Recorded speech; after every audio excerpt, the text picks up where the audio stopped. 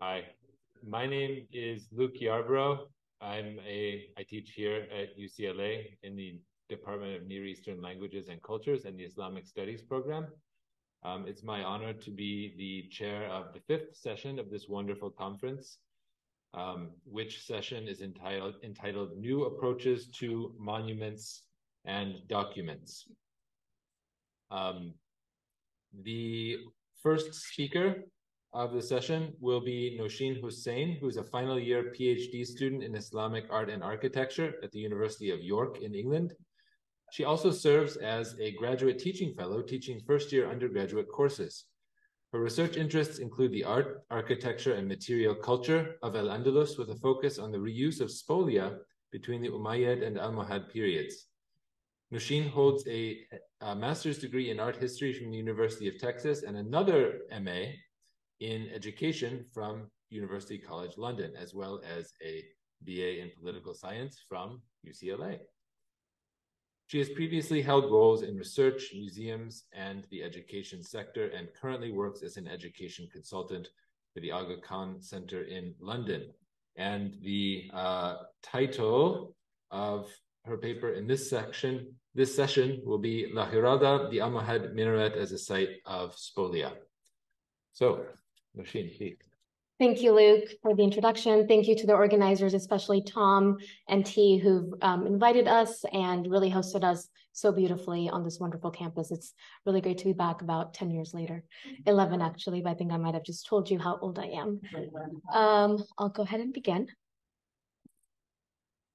Al-Andalus, the Arabic term for the medieval Islamic state in Iberia, endured for almost 800 years following the Arab and Berber conquest of the peninsula in 711. During the next 8 centuries, a series of Muslim dynasties would rule parts of the peninsula. My research primarily involves 2 of these dynasties, the first being the 10th century Umayyads and the second the 12th century Almohads. While these dynasties and their respective imperial sites, Madinat al-Zahra and Seville's Minaret, are separated by almost 200 years, they are inextricably related through the reuse of marble from the former to the latter. Objects such as these marble capitals offer a glimpse into Islamic Spain's long palimpsestuous history, one filled with many instances of plunder, reuse, and appropriation. In this paper, I will introduce one such example of reuse, that of the sacking of the Palatine city of Madinat al-Zahra during and after the fitna or civil war of the early 11th century, resulting in the subsequent dispersal and reuse of its architectural remains across the Iberian Peninsula and the wider Mediterranean world. This paper focuses on the 12th century reuse and appropriation of Andalusi Umayyad marble capitals in Almoravid and Almohad architecture on both sides of the Straits, including the monumental example of the minaret in Seville, and responds to several important questions, or at least I think they're important. Why did the 11th and 12th century Almoravids and Almohads appropriate and reuse marble capitals in their architecture in both Al-Andalus and the Maghreb? Why was Seville's new minaret chosen as the primary site of deployment for the Spolia?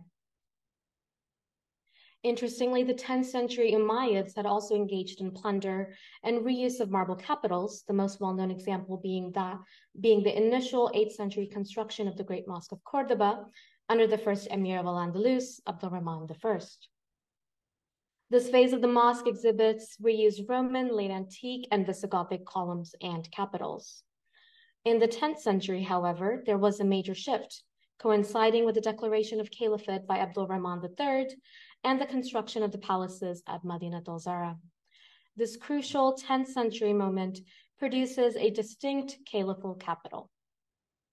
While this capital evolved from Corinthian and composite types, it was a significant departure from the classical tradition in that it exhibited deeply drilled decoration and often consisted of an inscription of the name and title of the caliph, usually on the abacus or gusset of the capital, visibly marking them as products of imperial patronage. It is no surprise then that this type was most frequently collected and reused by the later Berber, and I might have to change that terminology after the last paper, dynasties, serving as a clear reference point to a dynastic Umayyad heritage. Prior to the Almohads, however, the Almoravids, nomadic Sanhaja Berbers of the Western Sahara, were the first to employ the symbolic reuse of Andalusi spolia in an attempt to claim the legacy of Arabo-Andalusi culture. Reused capitals have been found in the following Almoravid sites: the Kubit, part of the Friday Mosque's ablutions complex in Marrakesh, the now lost Qasr al-Hajar, the Almoravid Palace in Marrakesh, 4 in the Mihrab in the Karawiyan Mosque in Fez, and an additional 8 in the Jami al-Janaiz, the oratory for burial rituals. The deployment of Andalusi marble in the most significant and visible spaces of imperial Almoravid buildings, including palaces, mosques, and mihrabs, confirms the significance of a visual connection with the Umayyads. The phenomena of reuse can be specifically associated with the reign of Ali ibn Yusuf, the first to rule over an established Almoravid state, thus demonstrating that his dynasty had taken up the mantle of rulership in the Islamic West and casting himself within a recognizable local model of legitimacy. Significantly, the Almoravids established the precedent for reusing and appropriating Umayyad material culture. This precedent would reach greater heights, quite literally, in the Almohad era. After the decline of the Almoravids, the Masmuda Berber Almohads from the High Atlas ruled much of the same territory, stretching from the Sahara to the Straits. The architecture of the Almohad period is much better documented than that of the Almoravids, thanks to the survival of many more of their buildings, coupled with the detailed descriptions offered by the official court chronicler and contemporary of the events he describes, Ibn Sahib al-Salah. Like their predecessors, the Almohads engaged in deliberate and intentional spoliation of Andalusi sites and were susceptible to Umayyad court ceremony and had a vested interest in employing it to place themselves within a recognizable Western Islamic political and courtly tradition. For instance, writing in the Almohad period, al-Idrisi dedicated several pages to describing the Great Mosque of Cordoba and its key elements, including the marble columns, the mihrab, the minbar, and the now lost Quran of Uthman, all of which went on to have afterlives in the Maghrib and were appropriated and adapted by the Berber dynasties in various ways. These appropriations and adaptations of the various facets of Umayyad material culture provide a basis for understanding Almohad reuse of Umayyad marble capitals in the Minaret of Seville, amongst other significant architectural commissions on both sides of the Straits. One such example is the appropriation of the Quran of Uthman, a prized possession of the Umayyad Caliph Abdul Rahman III. This codex was kept in the Great Mosque of Cordoba, particularly in the Maqsura of al-Hakam II, and it was brought out daily in a ceremonious ritual. Al-Idrisi, in his description of the Great Mosque of Cordoba, contained in the geographical work he compiled for King Roger II of Sicily in 1154, stated, "To the left of the mihrab is a room. In this door there is a copy of the Quran, which requires 2 men to lift it because of its weight. In it are 4 leaves from the Quran of Uthman," and he goes on. Almost 200 years later, the same codex appeared in Almohad narratives of courtly and wartime processions, including those of Ibn Sahib al-Salah and al-Marakushi, and subsequently in works of Ibn Marzouk and al-Makari.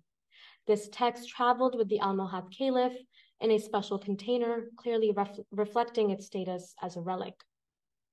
The Uthmanic Quran and its associations with Umayyad ceremonial serves as a starting point to analyze the significance of Cordoban Umayyad prototypes to the Almohads and to the larger discussion of the evolution of a paradigm of imperial power in the Islamic West.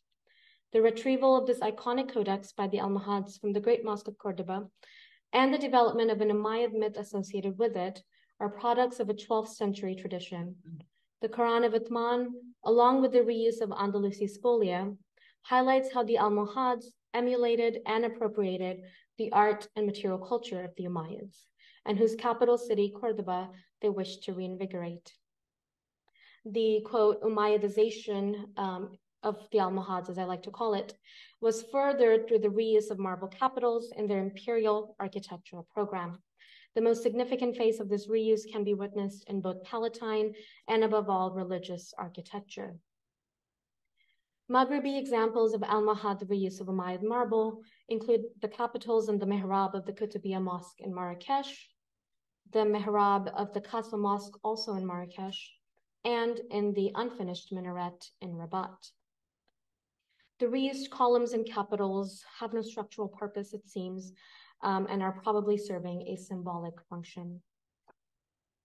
Iberian examples of Almohad, the reuse of Umayyad marble, can be found at the Alcazar of Seville, as well as the adjacent minaret. These two monuments share a chronological moment in that both benefited from the patronage of al-Mansur. The Alcazar was being remodeled in the 1190s, the same period as the construction of the adjacent minaret. Today, only scarce remains of the Almohad palace survive, mainly the Patio del Yeso, or the Court of the Plaster.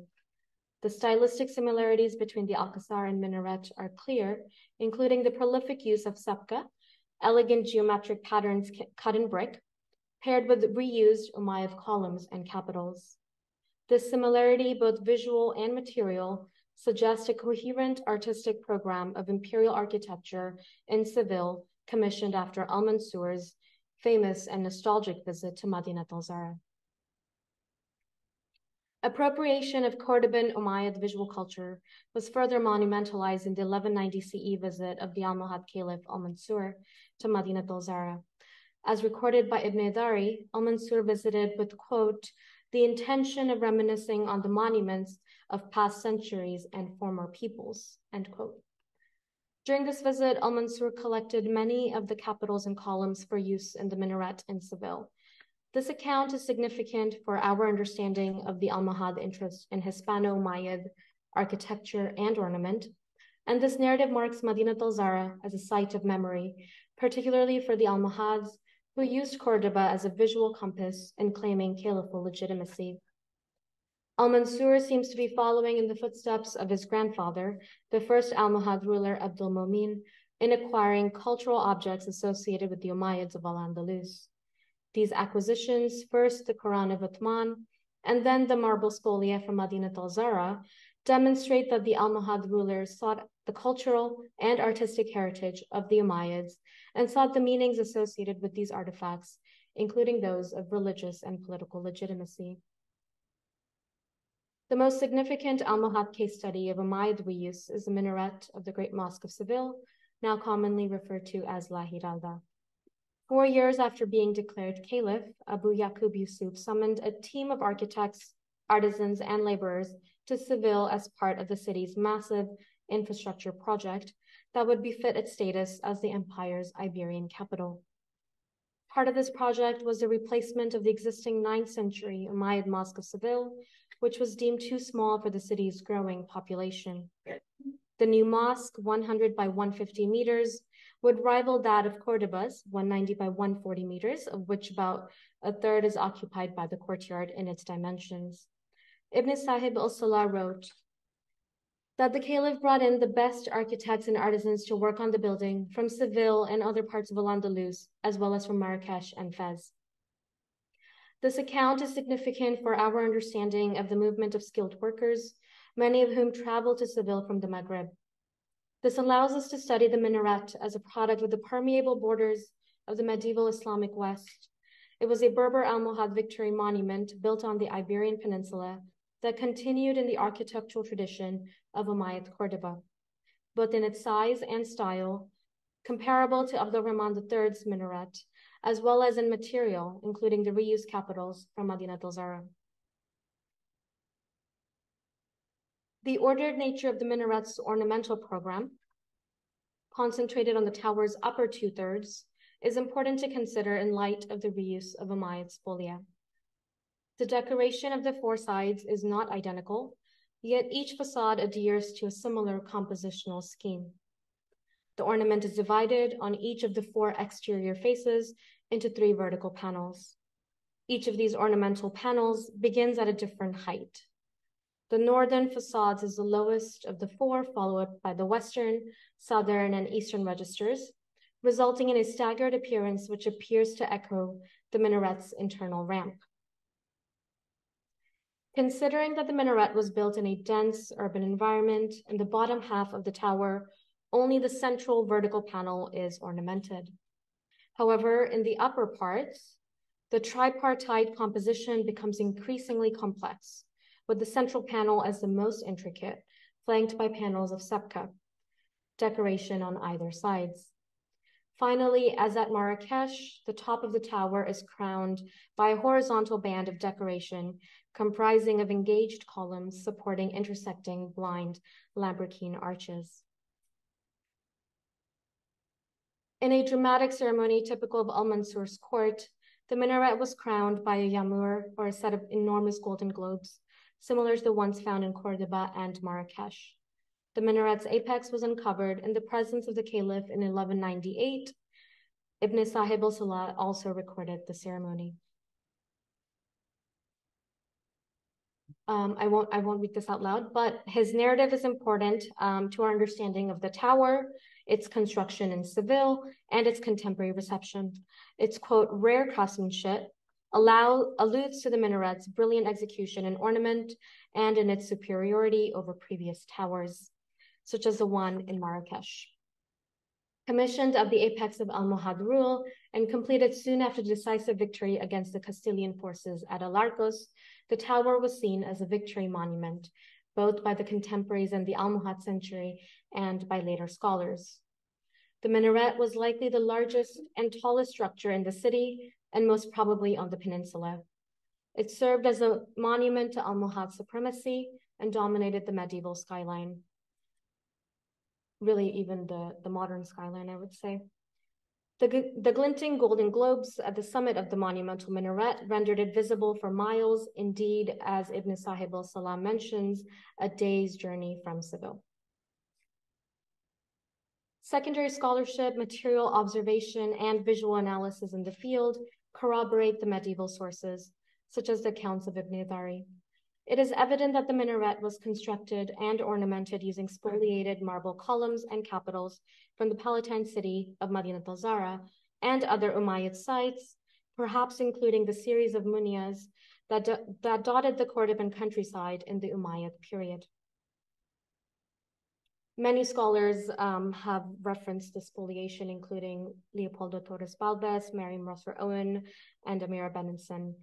And on the basis of material comparison with capitals found during the excavations at Madinat al-Zahra, now held in the museum and on site and in various other collections, scholars have linked the spoliated material embedded into the Seville minaret to the palaces of Madinat al-Zahra. Blind lambrequine arches decorate all four faces of the minaret. These arches spring from the said reused capitals mounted on the reused columns. The capitals are carved from white marble, and most can be classified as having been derived from either the composite or the Corinthian orders, with classical ranks of acanthus leaves, arabesque and volutes, terminating in petaled blossoms. Interestingly, it does not seem that the Almohads reused any late antique or Visigothic capitals, as their predecessors, the Umayyads, had done in the early years of the Emirate period, most notably in the Great Mosque of Cordoba. It is clear that they were intentionally seeking out caliphal capitals newly carved for the construction of the large number of buildings in Madinat al-Zahra and the surrounding area in the 10th century. In terms of the location on the minaret, the reused material is not near the base, areas that would be easily visible to observers, but at great heights on the middle and upper half of the minaret. This suggests that the placement was deliberately on areas that are not conspicuous. On the contrary, it is difficult for the viewer to see them at all, leading to questions concerning why these elements were incorporated into the minaret's design. While the aforementioned reused capitals in the mihrabs of major mosques were few in number, their visibility to the onlooker was clear. On the other hand, the spolia and the minaret, while far greater in number, is difficult to view. This leads us to conclude that the Almohad reuse of spolia and minarets, though not meant to be seen, was a symbolic reuse. Minarets in the Muslim architectural tradition often made use of old foundational blocks for structural purposes. However, for the most part, these designs and insertions of reused material were hardly visible, except in a few instances, such as in the minaret of Kairouan or in Ankara, where conspicuous spolia was on display. To conclude, in their appropriation of Umayyad spolia, amongst various other efforts to align with the Cordoban Umayyads, the Almoravids set the precedent for the 12th century reuse of spolia by the Almohads. The Almohads took Almoravid reuse of Umayyad spolia to greater heights in claiming association with the Cordoban Umayyads and their model of political and religious legitimacy. The peripatetic nature of the Almohad dynasty and broader Iberian Maghrebi models of power aided in these efforts, since the traveling nature of the caliph and his entourage is reflected in the movement of marble across the Straits. The traveling nature of the Almohad ruler was further underlined in the appropriation of the copy of Uthman's Quran, which traveled with the moving court almost as a relic. This text, in addition to the reuse of marble capitals, served as a legitimization device on the part of the Almohads to both distance themselves from their immediate predecessors, the Almoravids, and to gain legitimacy from a dynasty far removed from their own, the Umayyads. In choosing Seville as the provincial capital of his dynasty, Al-Mansur sought to bring with him a fragment of the splendor, power, and significance which is afforded to Madinat al-Zahra in the Umayyad period. The insertion of reused material from Umayyad Palatine architecture into Almohad religious architecture is also significant. Minarets were prominent features of the cityscape, the tallest structures in the city, and the ideal space for the spectacle of spolia, alongside the mihrab of major mosques. The appropriation of spolia from the crumbling ruins of the Umayyad Palatine city served to perpetuate political and religious legitimacy to the domination of cityscapes in the Almohad century.